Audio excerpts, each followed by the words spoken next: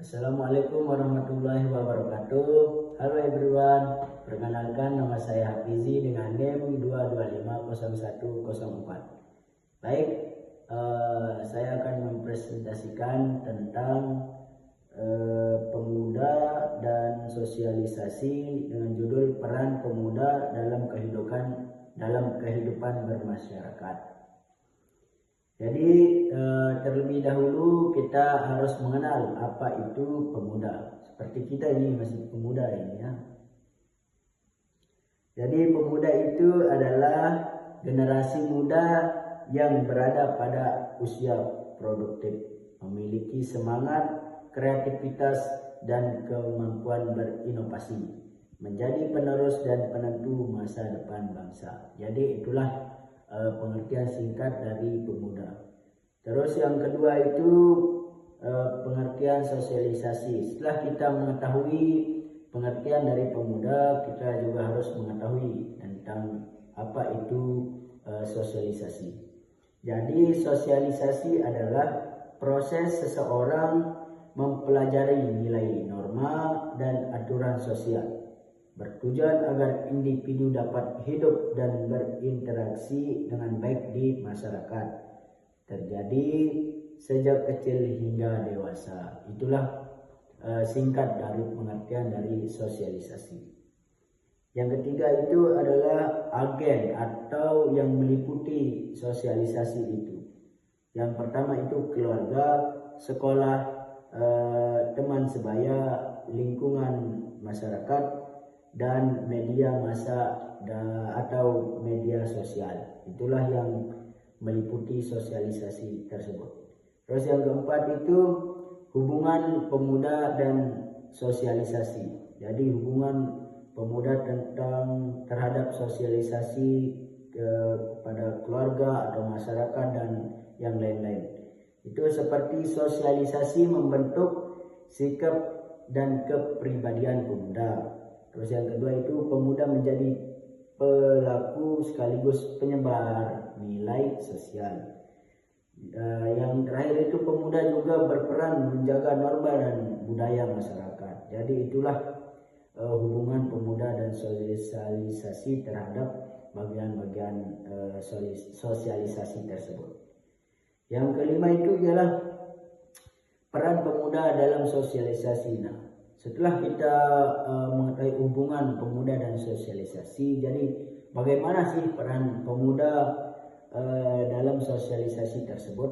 Sosialisasi yang seperti keluarga dan sekolah, teman sebaya.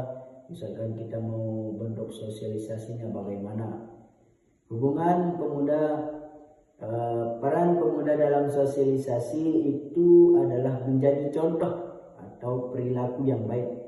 Jadi kita sebagai pemuda harus berperilaku yang baik dalam sosialisasi. Terus yang kedua, aktif dalam kegiatan sosial dan organisasi. Jadi kalau kita tidak aktif, apalah gunanya kan sosialisasi tersebut. Terus yang ketiga, menyebarkan nilai toleransi dan kerjasama. Jadi kita sesama tim lah harus sefrekuensi biar mencapai nilai toleransi dan kerjasama yang baik.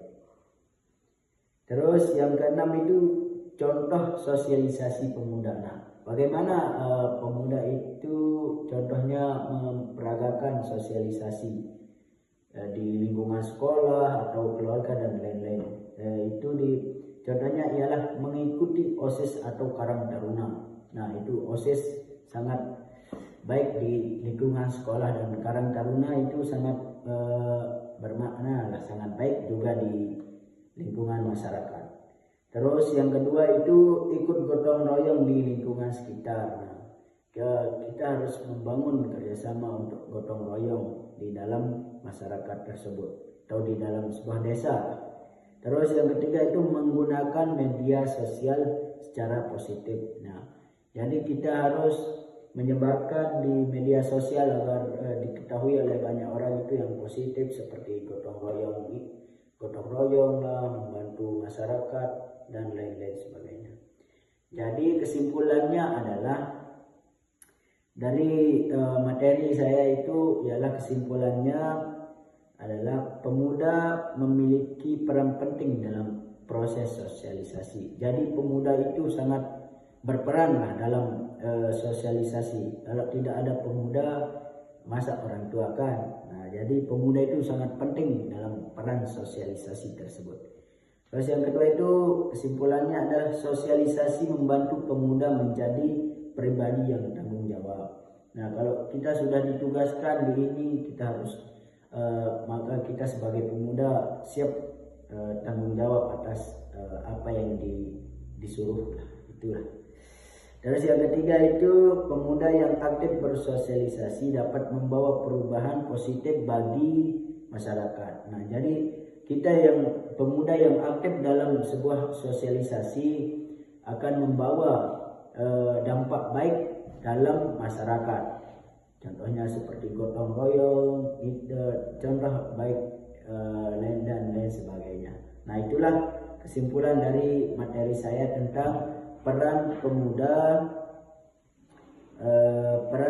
dalam kehidupan masyarakat. Nah, sekian presentasi dari saya. Wassalamualaikum warahmatullahi wabarakatuh.